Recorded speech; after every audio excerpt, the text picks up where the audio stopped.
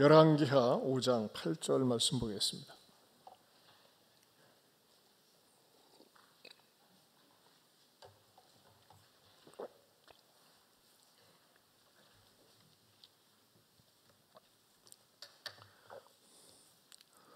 오 장 8절 한 구절입니다. 같이 봉독합니다. 하나님의 사람 엘리사가 이스라엘 왕이 자기 옷을 찢었다 함을 듣고 왕에게 보내 이르되 왕이 어찌하여 옷을 찢었나이까? 그 사람을 내게로 오게 하소서. 그가 이스라엘 중에 선지자가 있는 줄을 알리다 하니라. 아멘. 이 수협에 나온 여러분들을 하나님께서 늘 지켜주시기 바랍니다. 아멘. 우리 옆에 분들하고도 인사할까요? 하나님께서 늘 지켜주시기 바랍니다. 오래간만에 나오면 환영합니다. 아유, 고생들 많이 하셨습니다. 아주 교대로 그러는 것 같아요. 교대로. 아유, 정말. 뭐 더 이렇게 한번 앓고 나시면 이제 면역력도 생기고 더 건강해지시리라 믿습니다. 우리 3월달 성과음성 요한일서 5장 4절 무릇 시작 무릇 하나님께로부터 난 자마다 세상을 이기느니라. 세상을 이기는 승리는 이것이니 우리의 믿음이니라. 요한일서 5장 4절 말씀. 아멘. 지난 시간에는 그 이스라엘 왕 여호람이 나아만이 그 아람 왕이 써준 친서를 가지고 와서 내가 하나님이 간데 사람을 살리거나 죽일 수 있느냐, 내가 어떻게 이런 일을 할 수 있느냐 하면서 대노하면서 자기 옷을 찢으며 야 깊이 생각해라. 이거는 나한테 시비 걸고 싸움 걸려고 하는 수단 아니겠느냐. 그런 것에 대해서 같이 말씀을 상고했습니다. 그러나 여호람이 깊이 생각하라고 하는 것은 좋은 쪽에서 깊이 생각하는 것 아니죠. 나쁜 쪽에서.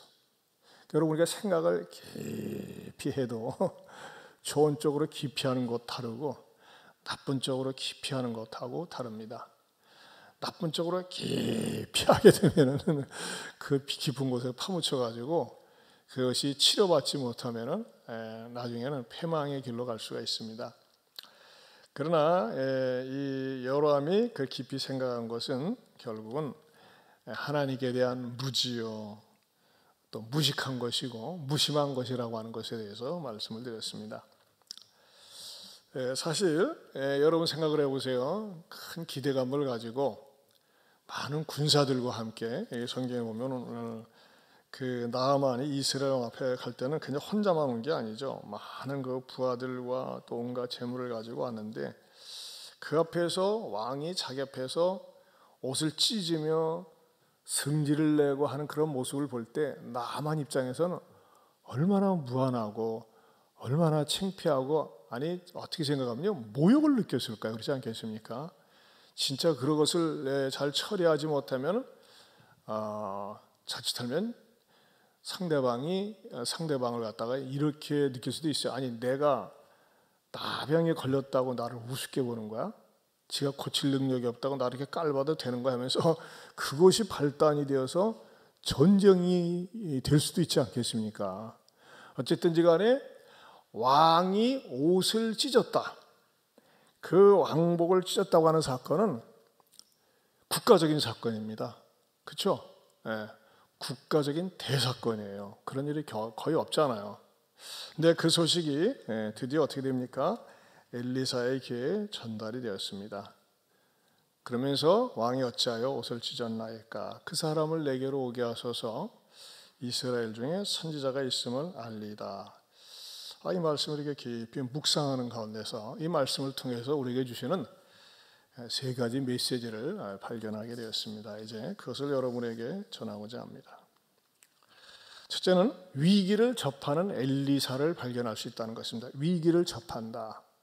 여러분, 왕이 옷을 찢은 것은 그 나라의 개인의 위기가 아니에요. 왕은 그냥 개인이 아니에요. 공인이에요. 그렇죠? 그리고 옷을 찢은 그 사건을 그냥 내버려두면 그 사건이 어떻게 발전하려는지, 어떤 식으로 나갈는지 예측을 불허하는 사건이라고 하는 것이죠. 그런데 그 소식을 들었던 그 엘리야는 어떻게 합니까? 이렇게 얘기하는 거예요. 엘리사가 8절을 다시 보면 하나님의 사람 엘리사가 이스라엘 왕이 자기 옷을 찢었다 함을 듣고 왕에게 보내어 이르되 왕이 어찌하여 옷을 찢어졌나이까 그 사람을 내게로 오게 하소서. 여기서 발견할 수 있는 건 뭐예요? 왕에게 일어난 사건은, 왕의 옷을 찢은 사건은 우리 국가적인 사건이고 또 나하고도 뗄래야 뗄 수 없는 사건이라고 하는 것이죠. 저는 여기에서 이렇게 적용을 하고 싶어요. 우리 그리스도인들이 교회만 다니고 성경만 보고 기도만 하고 끝나는 것이 아니라 세상 돌아가는 소식에 대해서, 세상에 대해서 눈을 뜨고 관심을 가져야 된다고 하는 것입니다. 지난주 수요일 날 대통령 선거가 있었잖아요. 투표 안 한 분들, 대한민국 사람이 아니문이다. 투표를 해야 됩니다. 그게 왜요? 그게 바로 나라를 사랑하는 표현입니다. 여러분들의 기호에 따라서 누굴 찍었지만은, 그러나 우리가 그렇게 관심을 갖고 또 그 결과에 대해서도 우리가 기도를 해야 됩니다. 저는 이 선거가 끝난 다음에 그 선거 당선자에 대한 이렇게 누가 유튜브를 보내줬기 때문에 제가 깜짝 놀랐어요. 이 사람에게 옛날에 이런 부분이 있었나. 제가 그걸 보면서 내가 반드시 짚고 넘어가야 되겠다. 그래서 제가 이제 이것을 우리 집사님에게 이것을 좀 준비해서 틀어놔 주세요 했더니 우리 집사님은 깜짝 놀래가지고 목사님, 이것을 틀게 될 경우 호불호가 있고 반발이 있을 텐데 염려가 됩니다 하면서 저를 아끼는 마음으로 얘기하세요. 그러나 나는 그것에 대해서 여러분들에게 다른 관점과 측면에서 제가 이렇게 좀 준비를 했습니다 했더니 우리 집사님 그렇군요 하면서 수용을 했어요. 일단 한번 보세요. 어린이들이에요. 여러분들이 훌륭한 작품이 되어간다. 하나님의 작품이 되어간다. 이렇게 보고 있어요. 우리 대광의 어린이들이 장차 커서 우리나라를 훌륭한 나라로 만들어 주기를 바라요. 감사합니다. 네, 고맙습니다.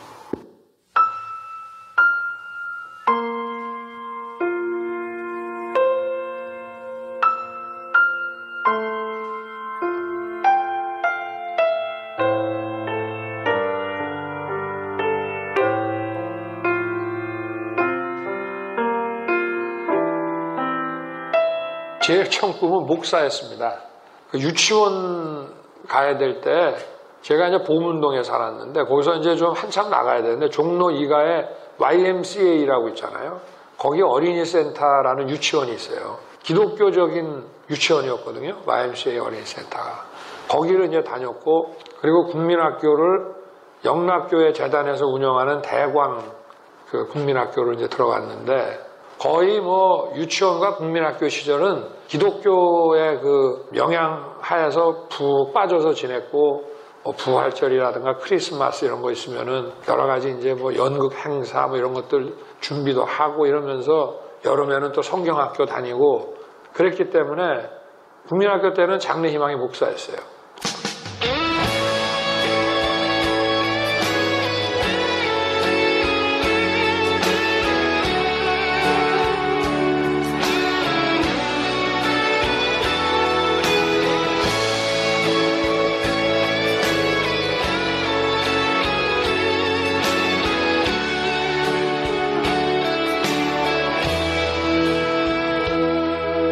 네, 집사님 됐습니다. 그냥 됐어요. 그만. 네. 저는 이 윤석열 씨가 어려서 교회를 다녔고 장래꿈이 목사였다는 것에 굉장히 놀랐어요. 근데 어떻습니까? 이분의 지금의 모습은 신앙을 발견할 수 있습니까? 아니에요. 전혀 신앙이 없어요. 전형적인 종교인입니다. 종교인. 진짜 신앙인이라면요. 이재명 씨도 마찬가지고 선거 끝난 다음에 교회 가서 예배 드렸어야지. 두 사람 어느 누구도 그 주일날 교회 가서 예배 드렸다는 말을 들어본 적이 없어요. 선거 전에는 주일날 막 이 교회 저 교회 쳐다니면서 예배 드렸는데, 근데 저는요 굉장히 조심스럽고 또 무섭기까지 하는 거가 여러분, 기독교의 배경을 가지고 있는 사람이 변질했을 경우 무서운 악마처럼 변할 수가 있다는 거예요. 푸틴은 히랍 정교회에서 인정받는 교인입니다. 지금 푸틴도 하나님을 믿어요. 히틀러도 하나님을 믿었어요. 그리고 히틀러가 많은 나쁜 짓을 할 때에요, 교회가 옹호를 했습니다. 저는 이제 이 영상을 다 끝나고 나서 줘가지고, 이 사람이 이런 게 있었나 하면서 좀 충격을 받은 거가, 만일 하나라도 지금 청와대로 들어가지 않는 거가 그런 말들이 있어요. 그 풍수지리에 의해서 재수가 나쁜 그런 동네이기 때문에 못 들어가겠다. 그런 얘기들이 있어요. 또 많은 사람들이 그랬대요. 그런 만약에 어떤 미신적인 사고방식을 갖고 있다면 그건 굉장히 위험한 거죠. 그리고 적어도 어려서부터 유치원, 초등학교 때 신앙교육을 잘 받았다면 아내를 선택할 때 저도 믿음의 사람인지 확인했어야 되는 건데 뭐예요? 그냥 어려서 다니고 제가 볼 적에는 또 중고등학교, 대학 다니면서 신앙생활을 하지 않은 것 같아요. 그러니까 그 아내가 이렇게 중을 만나가지고서 이렇게 했다는 것에 대해서 사실 진짜 신앙이 있다면 용납할 수가 없는 거죠. 그래서 저는 참 조심스러운 얘기인데 그 김건희 배우자가요, 자칫 잘못하면 이세벨이 될 수 있어요. 또 윤석열 당선자는 아합이 될 수도 있는 거예요. 그럼 제가 이 말씀을 왜 드리느냐?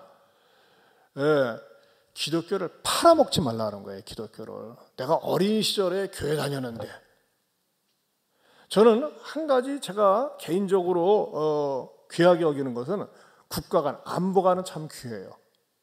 하지만은 그가 이 기독교를 정치적으로 이용하려고 한다고 하는 그런 면이 있다면은 그건 절대 있어서는 안 됩니다. 말하자면은 윤석열 당선자의 의식 구조 속에는 뭐가 딱 지배하고 있느냐? 혼합 종교주의, 아합식 사고 방식이 있다는 거예요. 그러니까 기독교도 좋고 불교도 좋고 무당도 좋고 이종교 좋고 신천지도 좋고 다 좋은 게 좋은 거야라고 하는 그 정치적인 그런 생각이 있을 뿐이지 정말 코람데오 하나님 앞에서의 마음은 없다고 하는 겁니다. 내가 이 부분은 목사의 양심으로 짚고 넘어가고 싶고, 그럼 이 얘기는 왜 말씀드리느냐? 더 기도해야 되겠다. 정말 이 대통령 당선자가 정말 하나님에 대한 신앙은 없지만 독일 격언에 그런 말이 있잖아요. 백성의 소리는 신의 소리다. 그냥 백성들의 말에 정말 귀를 기울이면서, 여러분 사실 문재인 대통령이 처음 대통령 됐을 때 얼마나 인기가 있었습니까? 참 겸손하다, 사람 좋다 했는데 시간이 지나면서 귀를 막았어요. 시간이 지나면서 소통하려고 하진 않아요. 참 그게 안타깝지 않습니까? 근데 어쨌든지 간에 이렇게 쇼하는 정치가 아니라 백성들을 잘 아우르면서 민생에 귀를 기울이면서, 더군다나 신천지 얘기도 관련되어 있고 또 관련된 거 다 끊어버리고, 오해받을 소지 있는 거는 드러난 것은 끊어버리고 정말 정직하게 바르게 정치할 수 있도록, 저는요 이것을 보고 난 다음에 더 간절히 기도해지는 거예요. 왜냐하면 기독교를 맛본 사람이 변질되고 타락할 때 이게 바알 종교거든요. 아주 무서운 겁니다. 자, 제가 이 말씀을 드리는 건 뭐냐? 우리 나라에서 일어나는 이런 현상들에 대해서 기도해야 된다는 겁니다. 여러분, 푸틴은 교회를 배경으로 하고 있어요. 근데 그가 가지고 있는 히랍 정교의 신앙하고 또 이 그리스 쪽에서 하는 이 정통 정교의 신앙하고 이 충돌을 일으켜요. 그래서 그 주교가 총 대주교가 푸틴이 하는 걸 지지하고 있잖아요. 이건 말이나 됩니까? 그런데니까요. 이게 교회도요. 지금 오늘날 우리 교회도 마찬가지예요. 저보러도 이렇게 누구 편에 서서 지지하라는 성명서 좀 내라고 이렇게 얘기도 하고 그러나요? 그런 거 안 했어요. 절대 목사는 중립에 서서 바르게 방향을 제시해야지.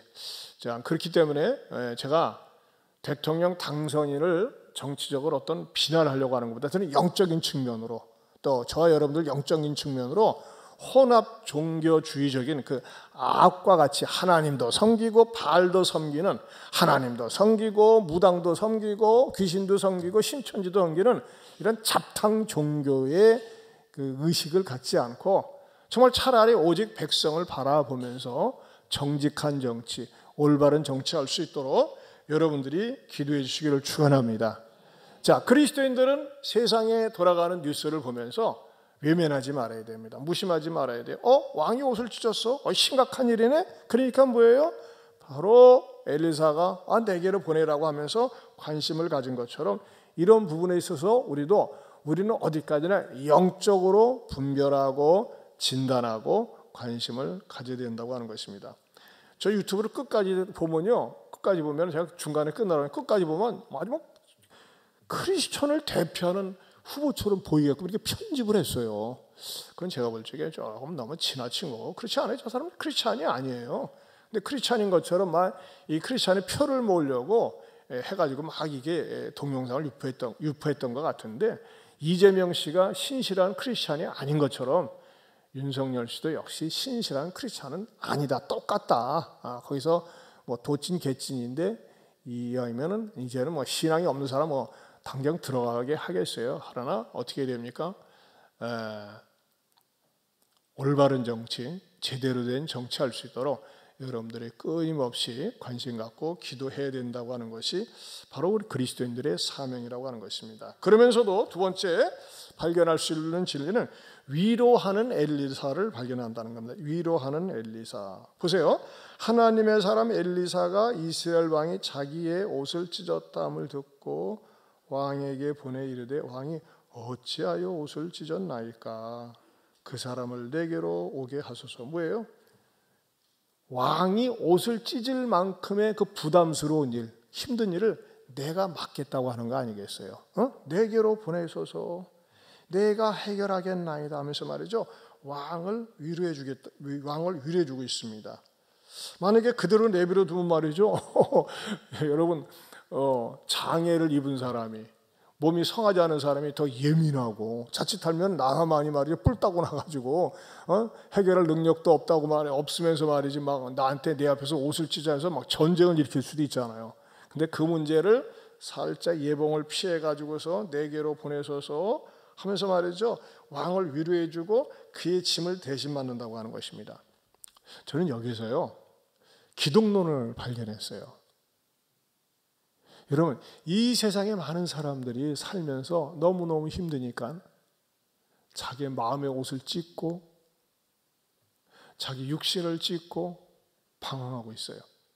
그런데 예수님은 뭐라고 말씀하고 있어요? 마태복음 11장 28절 보겠습니다. 마태복음 11장 28절.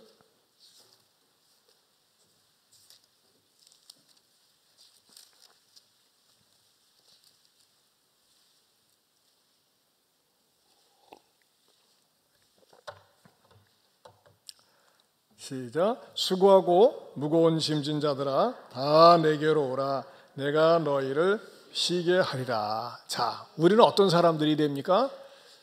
인생이 찢어지고 깨지고 살기 힘든 사람들에게 내게로 오세요. 예수님께로 오세요. 그러면은 해답이 있어요. 하면서 말이죠. 대안을 제시할 수 있어야 된다고 하는 것입니다.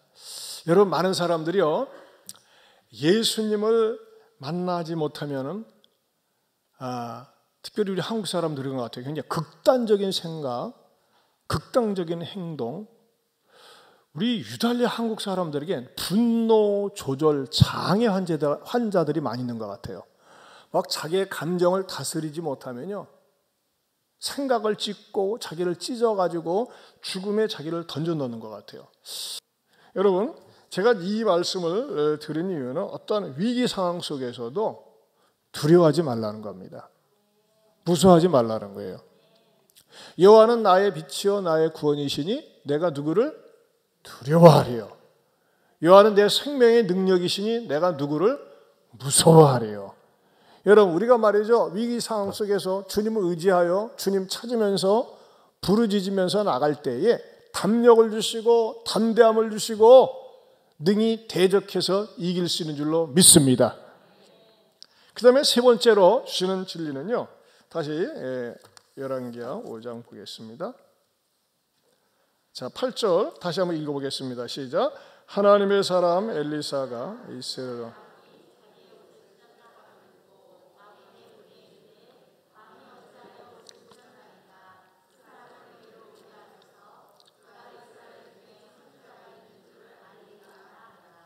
자, 여기에서 세 번째는요, 사람이 답이라는 겁니다. 사람이 답이다. 또는 하나님이 답이다. 그 사람을 내게로 오게 하소서. 그가 뭐예요? 이스라엘 중에 선지자가 있는 줄을 알리이다. 거기다 밑줄을 주세요. 이스라엘 중에 선지자가 있는 줄을 알리이다. 그래서 선지자가 있다.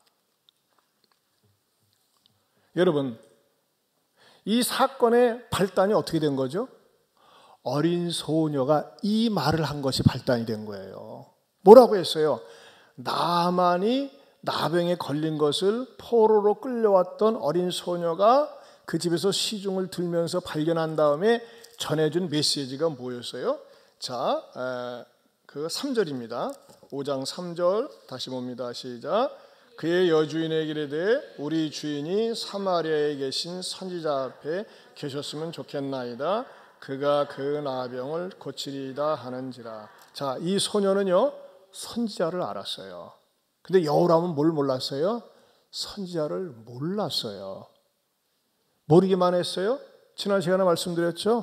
이 이스라엘 왕 여호람은 자기가 엘리사와 더불어서 그렇게 큰 능력, 연합전쟁에서도 이긴 경험이 있지만 무시했고 외면했고 무관심했어요. 은혜와 관심이 없는 거예요. 정말 안타까운 것은 선거를 앞두고 후보자 되는 사람들이 찾아와서 인사하고 몇 주 동안 열심히 예배에 나와요. 막 은혜 받았습니다. 말씀이 좋습니다. 끝난 다음에 사라져. 참 그런 사람들이 한결같은 공통점이 뭘까요? 설령 은혜를 체험했어도 그런 은혜를 갖다가 무슨 은혜라고 그럽니까? 휘발성 은혜라고 그래요. 휘발성 은혜. 여러분, 휘발유는 금방 날아가잖아요. 휘발성 은혜예요. 여러분, 이 세상에서 가장 불행한 사람은 뭡니까? 말씀을 들을 땐 좋아. 근데 형편과 처지가 환경이 달라지면 확 날아가는 거예요. 확 사라지는 거예요. 여호람이 전형적으로 그런 사람이었어요. 분명히 어린 소녀는요, 이스라엘 사마리아에 선지자가 있습니다. 그리고 그 선지자는 나병을 고칠 겁니다. 이 소녀는요, 본 적이 없어요. 같이 있어 본 적도 없어요. 그러나 믿음이 있었어요. 확신이 있었어요. 그래서 그 여주인에게 얘기한 것이고 그 여주인의 말이 나만에게 전달이 되어서 여기까지 이르게 된 것 아니겠어요. 근데 드디어 엘리사가 뭐라고 얘기했어요? 그가 이스라엘 중에 선지자가 있는 줄을 알리다. 뭐예요? 여호람 왕으로 하여금 약간 뜨끔하게 하는 거죠. 너는 내가 선지자인 줄 무시하고 살았지. 선지자가 있어. 그리고 나한테 오면 해결이 돼. 나한테 오면 응답받을 수 있어. 라고 하는 것을 갖다 가르쳐 준다고 하는 것입니다. 사랑하는 성도 여러분, 저는 여기에서 이렇게 적용을 하고 싶습니다. 이 세상이 아무리 잘 나가도, 이 세상이 아무리 어려워도 답은 하나님이십니다. 답은 교회입니다. 저는요, 지금 오미크론에 감염돼가지고 우리 중직자들도 많이 못 나오셨는데, 이게 교회 서로를 보호하기 위해서. 그렇다고 해서 제가 예배를 이렇게 대충 때우거나 설계 대충 준비하지 않습니다. 늘 하던 대로. 왜? 예배가 답이기 때문인 줄로 믿습니다. 예배가 답이에요. 교회가 답이에요. 여러분, 지난 우리가 또 지금 십시일반 헌금에 동참하고 있습니다만 강원도와 경상북도 산간 지역에서 자그마치 213시간 동안 불이 났어요. 213시간 동안. 야, 서울 면적의 41.2%가 불탔답니다. 그리고 주택이 388채가 탔어요. 시설물 900여 곳이 불탔고요. 근데 그 기상청 관계자들이 조사를 해보니까요, 이번에 일어난 산불은 50년 만에 일어난 최악의 겨울 산불이랍니다. 50년 만에. 그리고 최근 강수량이 평년의 10%에 불과했습니다. 여러분, 얼마나 많은 사람들이 소방대원들이 가서 막 물을 뿌리고 난리 쳤습니까? 근데 이 군불이, 찬불이 잡히질 않는 거예요. 근데 무엇으로 끝났어요?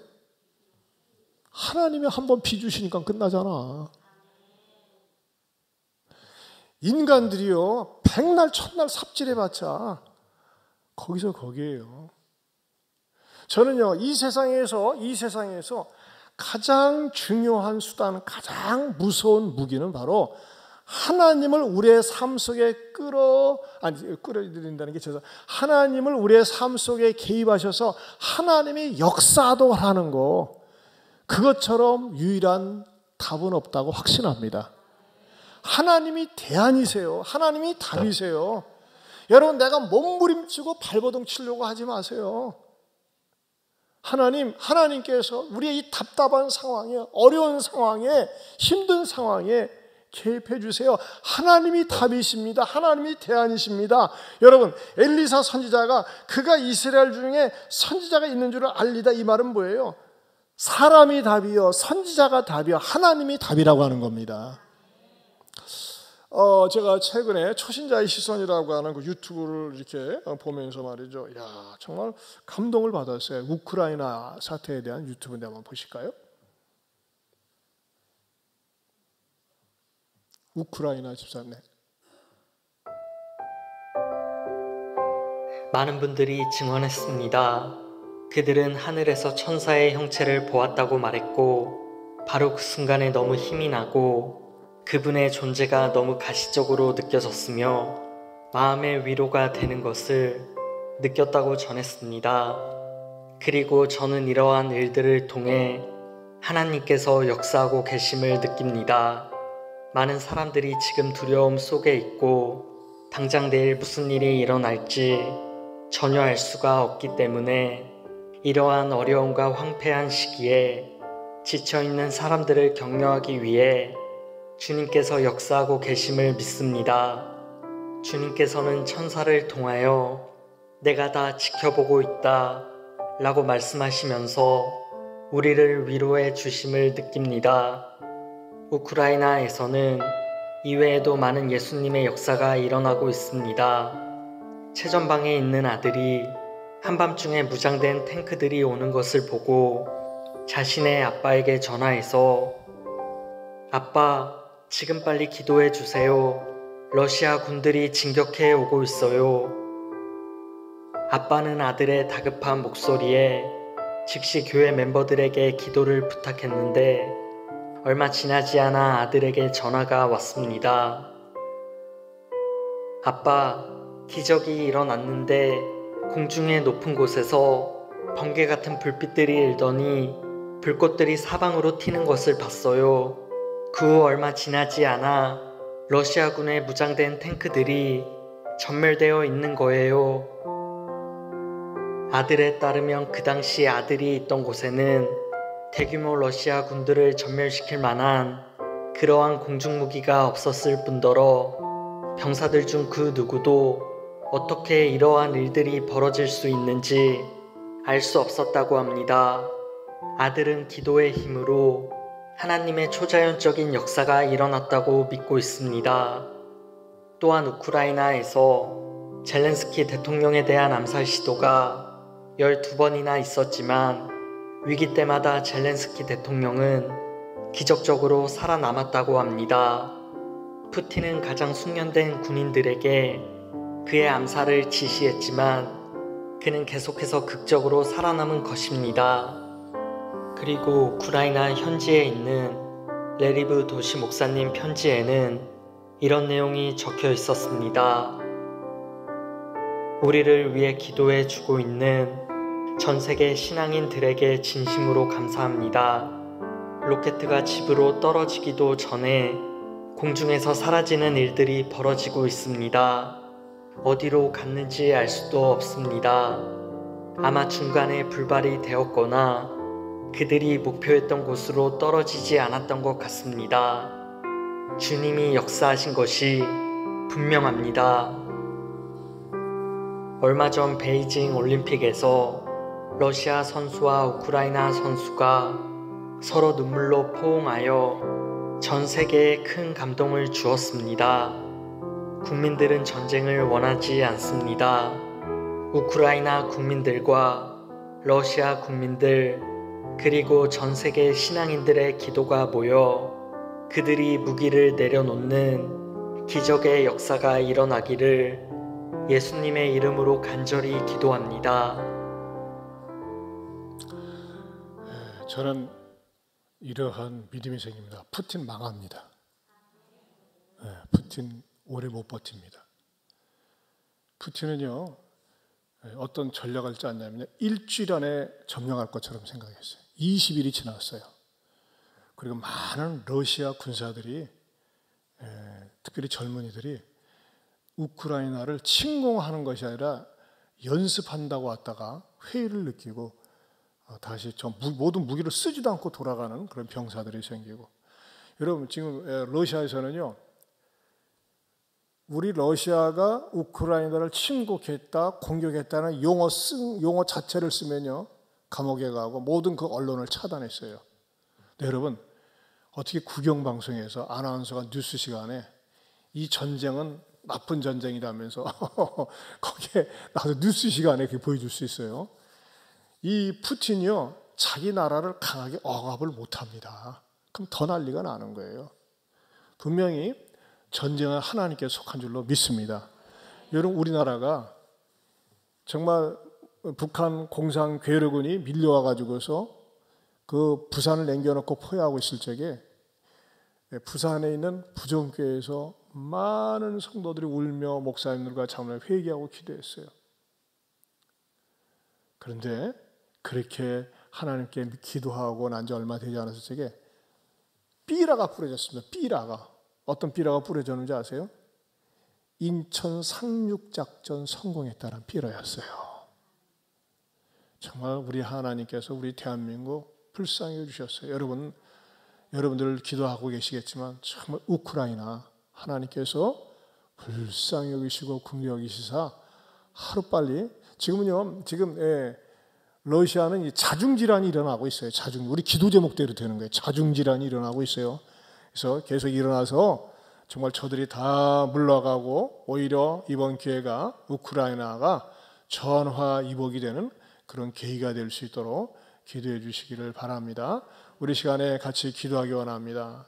우리 윤석열 대통령 당선자가 정직하고 겸손하게 대통령으로서 대통령직을 잘 감당하게 하시고 또 배우자 되는 김건희는 절대 사신 우상에게 절하지 않고 정말 바르고 정직한 정치를 하게 해달라고 우리가 기도하기 원하고요. 또 하나 교회가 답입니다. 성도가 답입니다. 하나님 우크라이나를 불쌍히 여기시사 하루빨리 저 전쟁이 끝나고 평화가 우크라이나 저 지옥 속에 임하게 해달라고 우리 젤렌스키에게 하나님께서 그를 보호하시고 지켜주시고 우크라이나 교회들을 하나님께서 보호해 주시고 지켜주시도록 우리 대통령 당선인을 위해서 또 우리들이 정말 세상에 적극적으로 좋은 영향력을 끼치는 내가 답입니다. 그리스도인이 답입니다. 이런 사명감을 가지고 살게 해달라고 우리 주여 한번 부르고 기도합니다.